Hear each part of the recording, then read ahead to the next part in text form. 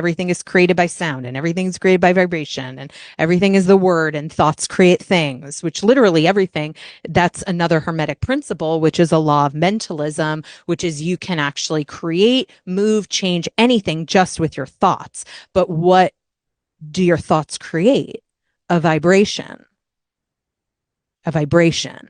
And so this vibration, these energetic forces that we cannot visibly see with our eyes, then has the power to create, move, transmit thoughts, shift things, shift every cell in our body. I mean, vibration is molecules, atoms, cells, all of them, moving, and whether they move quickly, whether they move slowly, and then add on top of that a power of concentration and a focus and a single pointedness, which is what the mantra gives us, then we can project into something that we are desiring to create. But we can also get tripped up because we've all had the experience where we create things we don't want. Why? Because we're focused on it and we're thinking about it and we're creating a vibration of that. So therefore we create that externally. So everything that we think about and focus on